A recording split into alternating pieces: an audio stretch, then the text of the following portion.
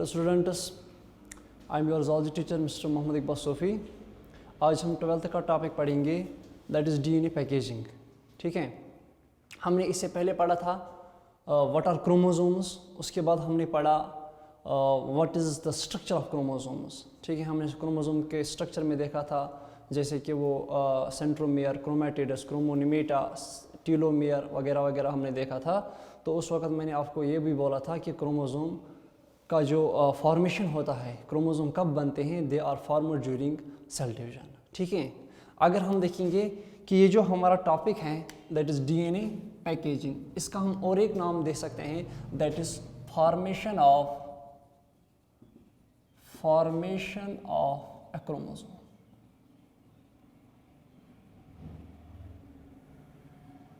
ये भी इसको हम बोल सकते हैं कि ये जो हमारा क्रोमोसोम है ये एक सेल में कब बनता है।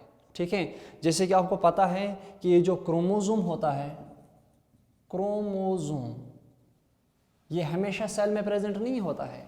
सेल के जो स्टेजेस होते हैं, ठीक है, अगर हम सेल का लाइफ साइकिल देखेंगे तो हमें पता है कि दो फेजेस होते हैं, एक तो होता है इंटरफेज और दूसरा होता है एम फेज। ठीक है, अब ये जो क्रोमोसोम होता है ना, ये क्रोमोसोम फॉर्मेशन या क्रोमोसोम कब प्रेजेंट होगा सेल में, it will be present during M phase और ओनली ड्यूरिंग एम फेज। अगर आपको ये भी समझ नहीं आया तो आप ये कह सकते हो कि it is formed only when cell is undergoing division, that is cell division. Cell division के दौरान बनेगा। अगर ये यहाँ पे सेल है, ठीक है, तो इसको डिवाइड करना है, लेट यहाँ पे माइटोसिस होगी तो बन गई 2 सेल्स, डॉटर सेल्स। तो उस वक्त उस डिवीजन या उस माइटोसिस के दौरान ये जो सेल है ना, इसके अंदर जो जेनेटिक मटेरियल है, डीएनए है, वो उस वक्त क्रोमोसोम की शेप में चेंज होगा। ठीक है, ये उस वक्त क्रोमोसोम की शेप में चेंज होगा। ठीक है, अब देखो क्रोमोसोम बनता है एम फेज में, तो उससे पहले ये जो क्रोमोसोम होता है ना, ये होता है in the form of chromatin. Chromatin की फॉर्म में होता है। कब होता है, जब सेल किस फेज में होगी, इंटरफेज में होगी, इंटरफेज में होगी। तो इंटरफेज में क्रोमेटिन, ठीक है, लूजली पैक्ड डीएनए होता है, ठीक है, उसे हम क्रोमेटिन नाम देंगे। और जब ये डिवीजन करेगी ये सेल, उस वक्त यही क्रोमेटिन किस में चेंज होगा, क्रोमोसोम में चेंज होगा ड्यूरिंग एम फेज। ठीक है, अब ये ड्यूरिंग डिवीजन क्रोमोसोम क्यों बनता है। ठीक है, आपको याद होगा मैंने आपको उस वक्त भी बोला था कि क्रोमोसोम बनाने की क्या ज़रूरत है, सेल को क्रोमोसोम बनाने की क्या ज़रूरत है ड्यूरिंग सेल डिवीजन। ठीक है, क्योंकि ये जो क्रोमोसोम है ना, क्रोमोसोम बनने से सेल में जो जेनेटिक मटेरियल की डिस्ट्रीब्यूशन होती है वो इक्वली हो जाएगी। ठीक है, so why chromosomes are formed for the equitable distribution of genetic material,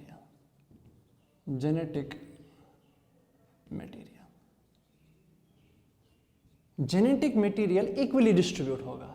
ठीक है, अब देखो ये कैसे होगा। अगर हम देखेंगे यहाँ पे सेल है, इसको अब डिवाइड होना है। मान लो सेल इस वक्त इंटरफेज में है, ये सेल इस वक्त इंटरफेज में है, तो इसमें डीएनए होगा, न्यूक्लियस में डीएनए होगा। वो डीएनए इस वक्त लूज फॉर्म में होगा, लूजली अरेंज्ड फॉर्म में होगा। उसको हम उस वक्त नाम देते हैं क्रोमेटिन। ठीक, मान लो इस सेल में ये जो डीएनए है ना, 4 कॉपीज है, 4 copies of DNA are present in this chromatin.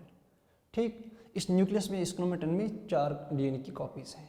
ठीक, अब देखो ये जो डीएनए की कॉपीज है ना, ये एक दूसरे के साथ इस वक्त मिक्सड है या इंटेंगल हम कहेंगे, they are entangled with each other. ठीक, मान लो कि यहाँ पे क्रोमोसोम नहीं बना, ये ऐसे ही रहा। अगर हम इस सेल को डिवाइड करेंगे 2 सेल्स में, तो डीएनए को भी डिवाइड करना है। 2 कॉपीज यहाँ पे होनी चाहिए, 2 कॉपीज यहाँ पे होनी चाहिए। तो अगर हम क्रोमेटिन को ही डिस्ट्रीब्यूट करेंगे या क्रोमेटिन को ही सेपरेट करेंगे ड्यूरिंग सेल डिवीजन, तो क्या होगा, यहाँ पे इन दोनों को सेपरेट करना मुश्किल होगा। ठीक है, यहाँ पे क्या होगा, सेपरेशन या सेग्रीगेशन ऑफ क्रोमोसोम्स, सेपरेशन और segregation segregation of chromosomes, sorry, segregation of chromatin या DNA is difficult या impossible। यहां पे impossible है। क्यों impossible है? देखो, अगर सेल इन डीएनएज को या इस क्रोमेटिन को सेपरेट भी करेगी तो फिर भी क्या हो सकता है कि यहाँ पे एक कॉपी आ सकती है, यहाँ पे 3 कॉपी आ सकती है, तो इक्वली डिस्ट्रीब्यूट नहीं होगा डॉटर सेल्स में डीएनए। अब ये जो क्रोमेटिन है ना, अगर हम इसको कॉन्डेंस करेंगे in the form of chromosomes, इस तरह से कॉन्डेंस करेंगे in the form of chromosomes 1 2 3 4, हर एक डीएनए मॉलिक्यूल अपना अपना क्रोमोसोम बनाएगा। कॉन्डेंस करेंगे तो कंडेंसेशन हो जाएगी, जब क्रोमेटिन की कंडेंसेशन हो जाएगी तो उस वक्त बनता है क्रोमोसोम। सो अगर सेल को डिवाइड करना है तो सेल क्या करती है, क्रोमेटिन को क्रोमोसोम में चेंज करती है, ताकि क्या हो जाएगा, इक्विटेबल डिस्ट्रीब्यूशन। ये जो 2 सेल्स बननी है, यहाँ से 2 क्रोमोसोम आएंगे और यहाँ से भी 2 आएंगे, तो इजीली डिस्ट्रीब्यूट हुआ। आपको समझ आ रही है मेरी बात? ठीक है। क्रोमोसोम क्यों बनता है, इसका मकसद यही होता है कि equitable distribution of genetic material into daughter cells हो जाएगा। समझ आया? ठीक है। यह है कि क्रोमोसोम कब बनेगा, ड्यूरिंग सेल डिवीजन। क्यों बनेगा? For equitable distribution of genetic material into daughter cells. ठीक है। अब हम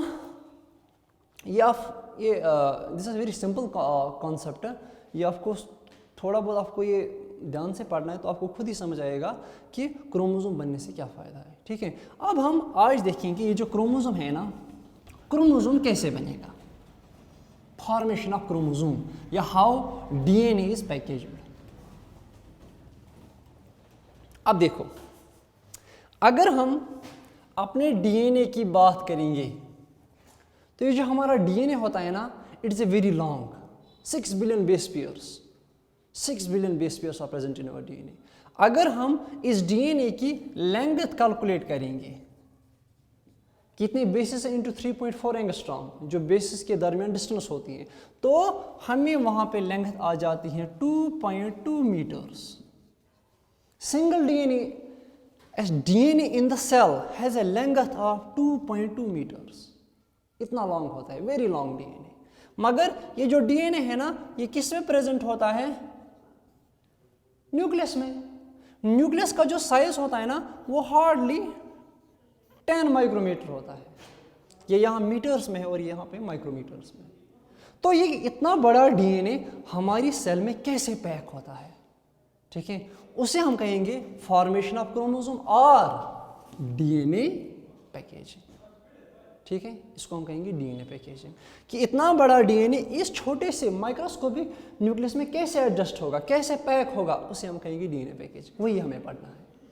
ठीक है, तो कैसे ये पैक होगा, उसके लिए हमें स्पेशल प्रोटीन्स चाहिए, स्पेशल प्रोटीन्स चाहिए। ठीक है, स्पेशल प्रोटीन चाहिए। उन स्पेशल प्रोटीन्स को हम नाम देते हैं हिस्टोन प्रोटीन्स। तो क्या होगा, ये जो हमारा डीएनए है ना, इसको हम रैप करेंगे। ठीक है, हम कॉइल करेंगे। ठीक है, we will wound it around a protein. उस प्रोटीन को हम नाम देते हैं हिस्टोन प्रोटीन। आपने ये नाम सुना होगा, हिस्टोन प्रोटीन क्या है, आज हम डिटेल में पढ़ेंगे। मगर उससे पहले मैं आपको एक चीज़ यहाँ पे लिख के रखूँगा कि formation of chromosome includes following stages. Chromosome बनना या डीएनए को पैक करना, ठीक है, क्रोमोसोम में पैक करना, उसके लिए हमें वहाँ पे कुछ स्टेजेस आते हैं। तो first stage is nucleosome formation. सबसे पहला स्टेज, डीएनए कैसे पैक होगा या क्रोमोसोम कैसे बनेगा। ठीक है, इसके स्टेप्स हैं। तो कौन कौन सा स्टेप है? नंबर 1 न्यूक्लियोसोम फॉर्मेशन, या हम कहेंगे 10 nm क्रोमेटिन फाइबर फॉर्मेशन।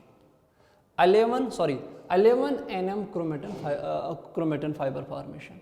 दूसरा, उसके बाद आएगा सोलेनॉइड सोलेनॉइड फॉर्मेशन।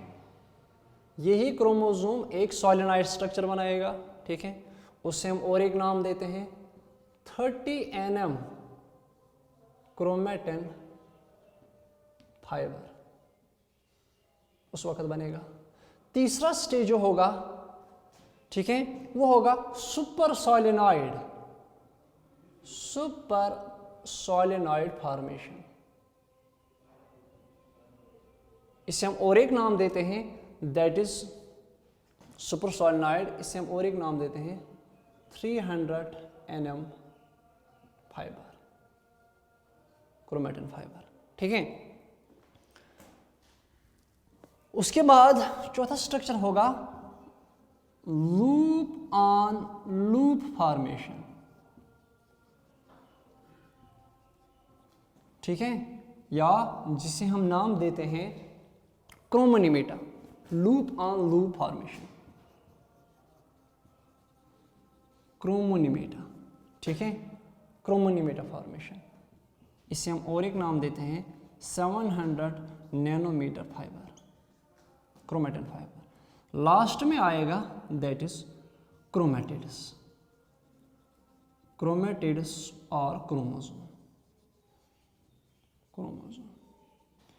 ठीक है। ये एक थ्रेड लाइक स्ट्रक्चर होगा, इसका डायमीटर है 1400 नैनोमीटर फाइबर, थ्रेड या फाइबर होगा, ठीक है। तो क्रोमोसोम या डीएनए पैक कैसे होगा? 5 स्टेप से वहां पे पहले तो बनेगा न्यूक्लियोसोम, ठीक, उसके बाद सोलेनॉइड, उसके बाद सुपर सोलेनॉइड, उसके बाद लूप ऑन लूप, एंड उसके बाद बनेगा क्रोमेटिड या क्रोमोसोम बनेगा। 5 स्टेप्स आर देयर, ठीक है। मगर इनमें सबसे पहले आपको क्या समझना है कि अगर हमें डीएनए को पैक करना है तो हमें कुछ स्पेशल स्ट्रक्चर्स की जरूरत है, स्पेशल मॉलिक्यूल की जरूरत है। वो मॉलिक्यूल्स हैं हिस्टोन प्रोटीन्स, ठीक, वो है हिस्टोन प्रोटीन्स। ये हमारे स्टेप्स रहेंगे, ठीक है, और जो उनकी रिक्वायरमेंट है वो है हिस्टोन प्रोटीन्स, ठीक है। तो हम एक एक करके इन स्टेप्स को पढ़ेंगे।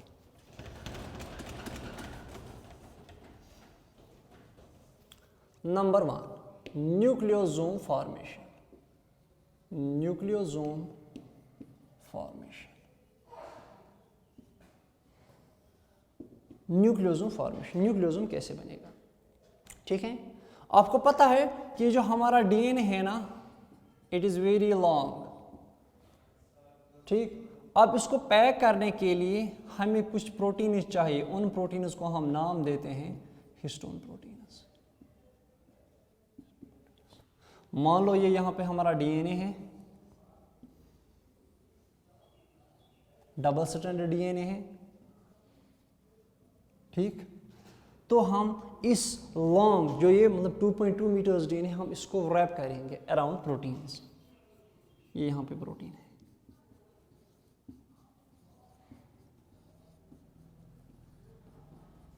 इन प्रोटीन्स के इर्द गिर्द हम इसको रैप करेंगे इस तरह से।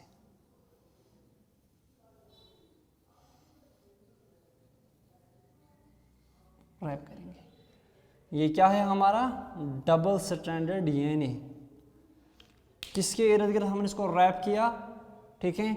इनको हम नाम देते हैं हिस्टोन प्रोटीन्स, ठीक है। तो ये जो यहाँ पे बीड बन रहा है, बीड लाइक स्ट्रक्चर बन रहा है, एक दूसरा तीसरा जो होता है बीड लाइक, इन बीड्स को ही नाम हम देते हैं न्यूक्लियोसोम्स, इनको ही हम नाम देते हैं न्यूक्लियोसोम्स। तो क्या होगा, पहले न्यूक्लियोसोम कैसे बनेगा, ये हमारा डीएनए है ना, it will be wrapped around histone proteins. तो वहां पे बीड एक स्ट्रिंग बनेगी, ठीक है, बीड्स ऑन स्ट्रिंग, ठीक है, बीड जैसे स्ट्रक्चर्स बनेंगे, ठीक है। उन बीड्स को हम नाम देते हैं न्यूक्लियोसोम्स। हम यही पढ़ेंगे कि न्यूक्लियोसोम कैसे बनेगा, ठीक है। तो न्यूक्लियोसोम कैसे बनेगा, आपको ये पता है जो हमारा डीएनए होता है ना, इसकी जो चार्ज होती है, इसकी जो वो होती है नेगेटिवली चार्ज। क्यों नेगेटिवली चार्ज क्यों है? ये जो हमारा डीएनए है ना, ये हमारा नेगेटिवली चार्ज है, ठीक है। क्यों? अगर हम डीएनए का स्ट्रक्चर देखेंगे, डीएनए, तो वहाँ पे एक इम्पॉर्टेंट बॉन्ड बनता है, उस बॉन्ड को हम नाम देते हैं फॉस्फोडाइएस्टर बॉन्ड। ठीक है, फॉस्फोडाइएस्टर बॉन्ड इस तरह से COP double bond O negative. यहाँ पे अगर मैं इस तरह से दिखाऊं, यहाँ पे O है, O नेगेटिव है। ठीक है, इसी तरह के लगभग phosphodiester billions of phosphodiester bonds are present. So ये जो हमारा डीएनए होगा, डबल स्ट्रैंडेड डीएनए, ठीक है, यहाँ पे फॉस्फोडाइएस्टर बॉन्ड, यहाँ पे फॉस्फोडाइएस्टर बॉन्ड, यहाँ पे फॉस्फोडाइएस्टर, यहाँ इस स्ट्रैंड में भी फॉस्फोडाइएस्टर बॉन्ड होगा। तो इस फॉस्फेट की वजह से यहाँ पे O नेगेटिव है। ठीक है, तो यहाँ आएगा negative charge, negative charge, negative charge, negative charge, यहाँ से भी आएगा negative charge, negative charge, negative charge. ठीक है, फॉस्फोडाइएस्टर बॉन्ड की वजह से। आप कहेंगे कि सर ये OH होता है, ठीक है, मगर usually in a cell OH ionizable है, तो उसकी वजह से क्या है, यहाँ पे ये O नेगेटिव बनता है। तो जितने भी फॉस्फोडाइएस्टर बॉन्ड होंगे डीएनए में, उतनी नेगेटिव चार्ज होगी डीएनए में। सो ये जो हमारा डीएनए है, इट इज नेगेटिवली चार्ज। ये है डीएनए की बात। अब हम देखेंगे कि जो हिस्टोन है ना, हिस्टोन है क्या एक्चुअल में। ये जो हिस्टोन हम यूज करेंगे डीएनए को पैक करने में, एक्चुअली हिस्टोन है क्या, थोड़ी डिटेल में पढ़ना है ये। ठीक, ये आया समझ? Negative charge.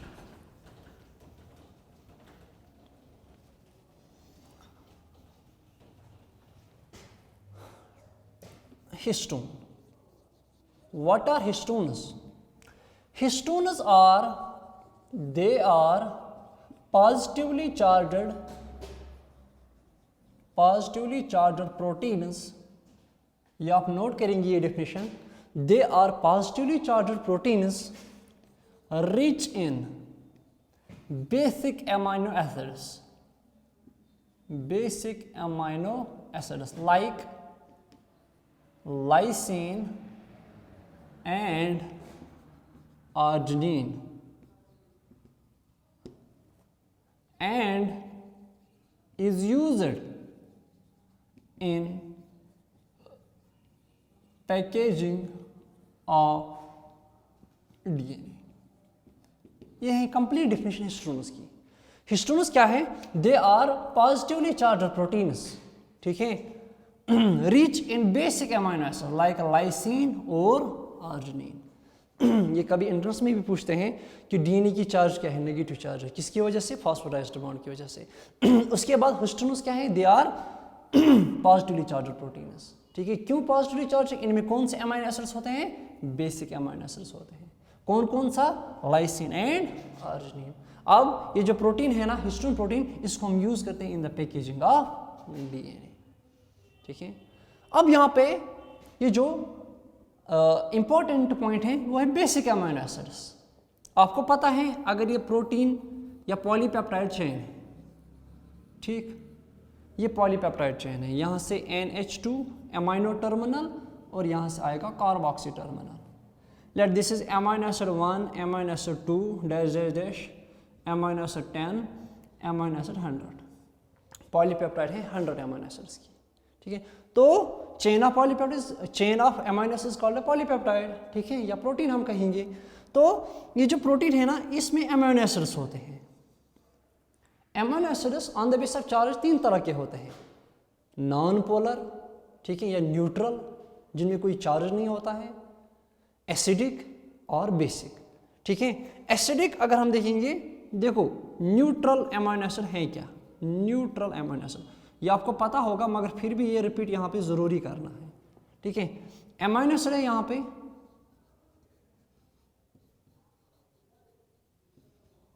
ये general structure of amino acid है, कार्बोक्सी टर्मिनल, अमाइनो टर्मिनल, ये यहाँ पे साइड चेन है, ठीक है, और यहाँ पे हाइड्रोजन है। अगर एक अमाइनो ग्रुप और एक कार्बोक्सिलिक एसिड ग्रुप है तो उस वक्त ये न्यूट्रल अमाइनो एसिड है। क्यों? इसकी ओवरऑल चार्ज न्यूट्रल होगी। आपको पता है कि ये जो अमाइनो एसिड है ना, ये ज़्विटर आयन फॉर्म में होता है, पॉजिटिव, COO नेगेटिव H, जभी ट्रायन फॉर्म में होता है, ठीक है। इसका H आयोनाइजेबल है तो ये यहाँ पे यहाँ पे लोन पेयर ऑफ इलेक्ट्रॉन्स है तो यहाँ पे अटैक करेगा, तो उस वक्त आएगी यहाँ पे charge NH3 positive, CO negative. चूंकि एक पॉजिटिव है एक नेगेटिव है, ओवरऑल नेट चार्ज 0 है, नेट चार्ज 0 है, तो हो गया न्यूट्रल अमीनो एसिड।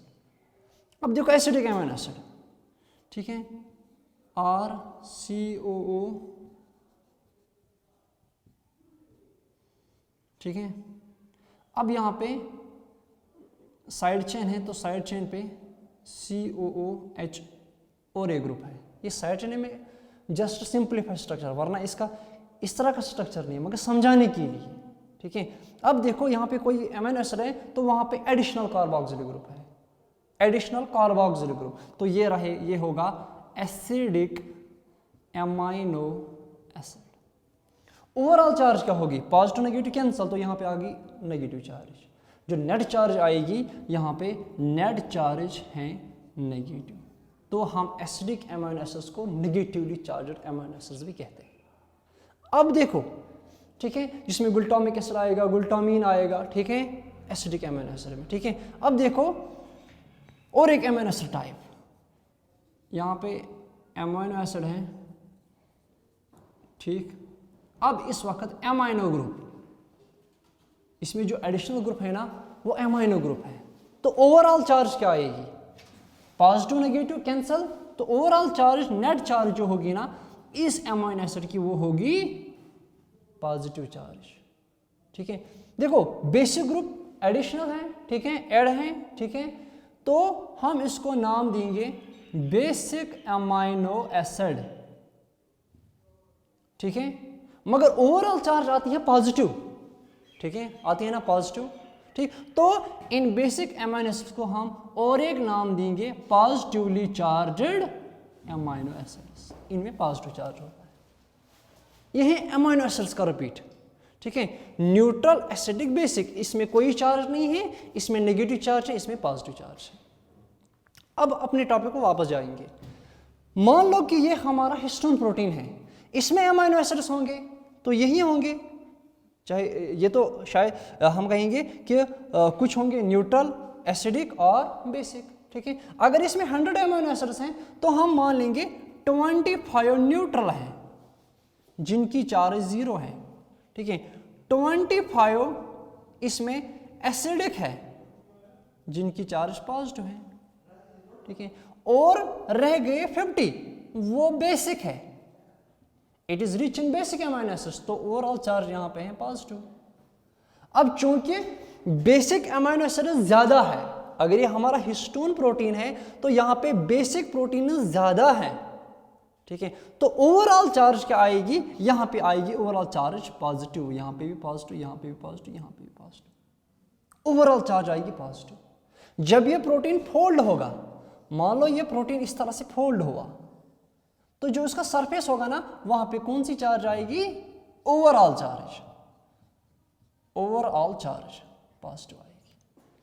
तभी मैंने कहा ये जो हमारा हिस्टोन होता है ना, they are positively charged proteins, क्योंकि इनमें क्या है, दे आर रिच। इसका ये मतलब नहीं है कि सारे अमीनो एसिड्स बेसिक हैं, नहीं, बाकी भी हैं, मगर ज्यादातर बेसिक अमीनो एसिड्स हैं, लाइक लाइसिन एंड आर्जिनिन। तो उसकी वजह से क्या होता है, इस प्रोटीन की ओवरऑल चार्ज पॉजिटिव आ जाती है, ठीक है। डीएनए की चार्ज नेगेटिव है ना, फॉस्फेट की वजह से, मगर ये जो हमारा प्रोटीन है ना, ठीक, हिस्टोन प्रोटीन जिसको हम यूज करेंगे अभी पैकेजिंग में, उसकी चार्ज क्या है, इसकी चार्ज नेगेटिव है, ठीक है, इसकी चार्ज नेगेटिव, सॉरी डीएनए की चार्ज पॉजिटिव है, सॉरी डीएनए की चार्ज नेगेटिव है, और ये जो प्रोटीन है इसकी चार्ज पॉजिटिव है, ठीक है, इसकी चार्ज पॉजिटिव है, ठीक। अब पैकेजिंग दिखाने से पहले हम क्या करेंगे, हम थोड़ा इन हिस्टोन्स को और एक पॉइंट ऐड करेंगे। ये जो हिस्टोन्स है ना, histones are of 5 types, 5 type है इसके। कौन कौन से, H1, H2A, H2B, H3 and H4. H1, H2A, H2B, H3 and H4. ये भी पॉजिटिवली चार्ज होगा, इसमें भी पॉजिटिव चार्ज, इसमें भी पॉजिटिव चार्ज, इसमें भी पॉजिटिव। ड्यूरिंग पैकेजिंग, ठीक है, 8 histone proteins, 8 histone packed together, these 8 histone proteins will be called as core histones, core histones, या इसको हम और एक नाम देते हैं हिस्टोन ऑक्टामर। जब हम डीएनए को पैक करेंगे उस वक्त क्या होगा, 8 हिस्टोन प्रोटीन्स इन्हीं में से एक दूसरे के साथ एग्रीगेट हो जाएंगे, ठीक है, तो वहां पे बनेगा कोर हिस्टोन और हिस्टोन ऑक्टामर, ठीक है। कौन कौन से हैं, 2 copies of each of H2A, H2B, H3 and H4। H1 को छोड़ के इसकी 2 कॉपीज, इसकी 2 कॉपीज, इसकी भी, और H4 की भी 2 कॉपीज, तो आ गई टोटल 8। ये एग्रीगेट हो जाएंगे तो वहां पे बनेगा कोर हिस्टोन और हिस्टोन ऑक्टामर। ठीक, यहां पे हिस्टोन प्रोटीन्स हैं, ये हैं H2A, H2B, H3 and H4, 4 है, मगर दे आर इन, ठीक है, पेयर्स, डबल कॉपी है। इसकी भी और एक कॉपी है H2A, इसकी भी और एक कॉपी है H2B, इसकी भी और एक कॉपी है H3, इसकी भी और एक कॉपी है H4। तो यहाँ पे ये एक ऑक्टामर बना, तो इस ऑक्टामर को हम नाम देंगे हिस्टोन ऑक्टामर, ठीक है। हिस्टोन ऑक्टामर, ये जो हम हिस्टोन प्रोटीन यूज करेंगे डीएनए रैप करने में, डीएनए पैक करने में, तो वहां पे एक हिस्टोन नहीं है, वो है हिस्टोन ऑक्टामर होगा, वो हिस्टोन ऑक्टामर होगा।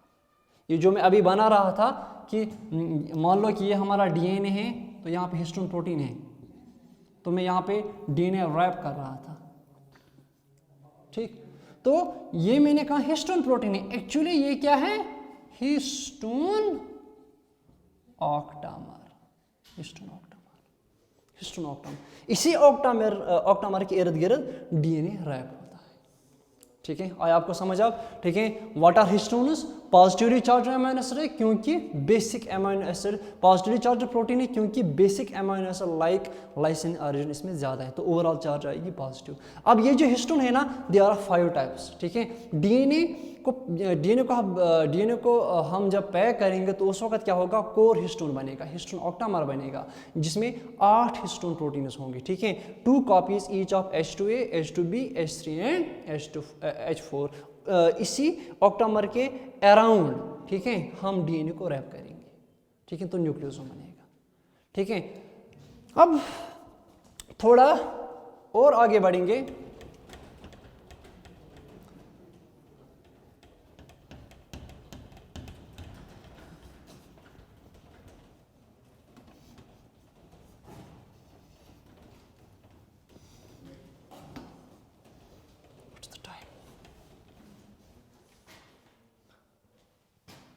मान लो हमारा हिस्टोन है, ये हिस्टोन प्रोटीन्स है यहाँ पे,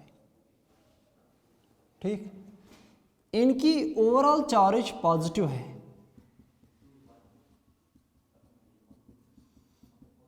ये खाली एक हिस्टोन नहीं है, देयर आर 8 हिस्टोन प्रोटीन्स, ठीक है, 2 कॉपीज में, ठीक है। H2A, H2B, H3 and H4, इसकी चार्ज पॉजिटिव है। यहां से हमारा डीएनए है। अब देखो न्यूक्लियोसोम कैसे बनेगा, positive, sorry, negative negative negative negative negative, इसकी चार्ज नेगेटिव है ना, फॉस्फोडाइएस्टर बॉन्ड की वजह से। तो क्या होगा, अब ये पॉजिटिव चार्ज और नेगेटिव चार्ज एक दूसरे को अट्रैक्ट करेंगे, तो उसकी वजह से क्या होगा, ये डीएनए रैप होगा, this DNA will become wrapped around the histone octamer.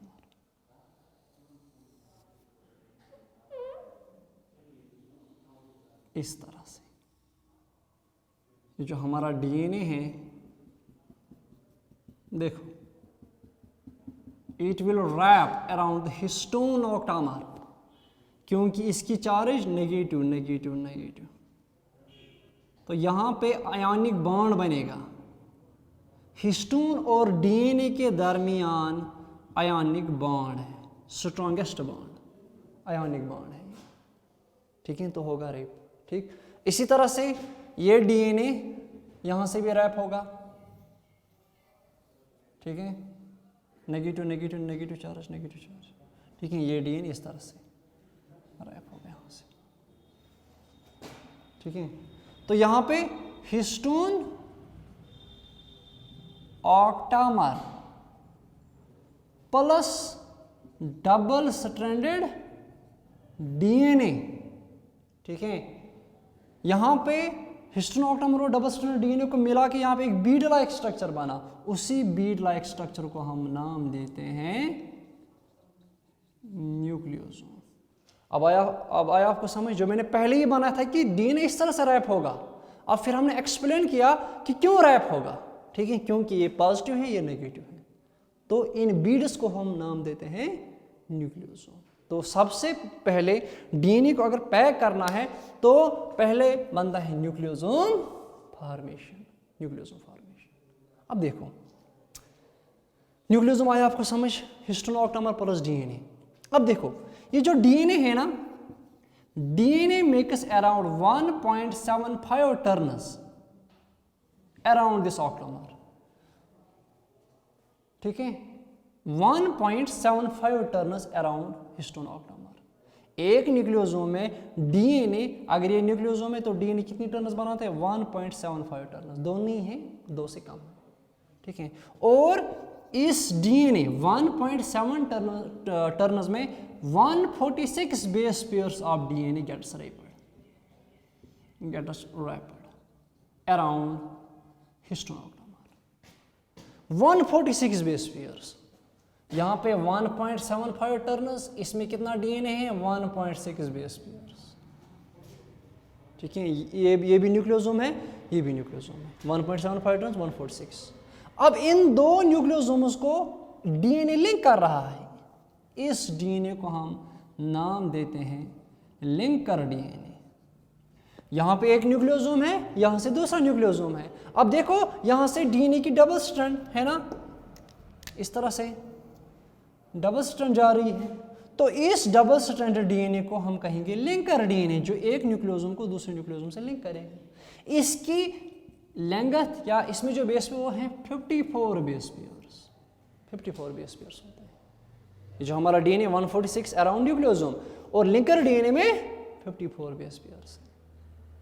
अब लास्ट वन देखो, ये जो डीएनए है ना, ये यहाँ से हमने इसके इर्द गिर्द वाउंड किया, हाँ वाउंड, वही वाइंडेड अराउंड हिस्टोन ऑक्टामर। अब ये है ना, यहाँ पे ये बाहर नहीं जाना चाहिए। For example if this is histone octamer, तो हमने यहाँ पे डीएनए स्ट्रैंड को रैप किया ना इस तरह से रैप, ठीक।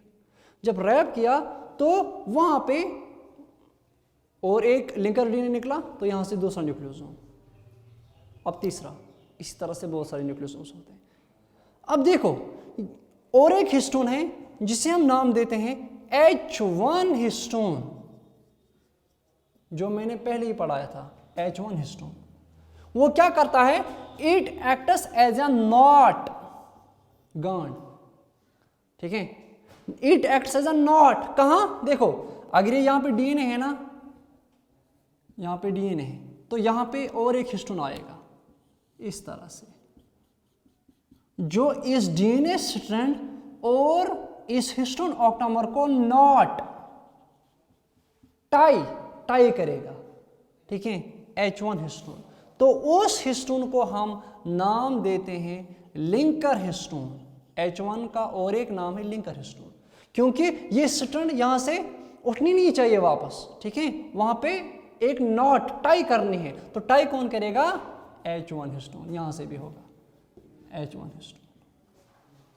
तो ओवरऑल स्ट्रक्चर क्या बनेगा, अगर हम देखेंगे, या आप नोट कर लेना, ओवरऑल स्ट्रक्चर क्या बनेगा,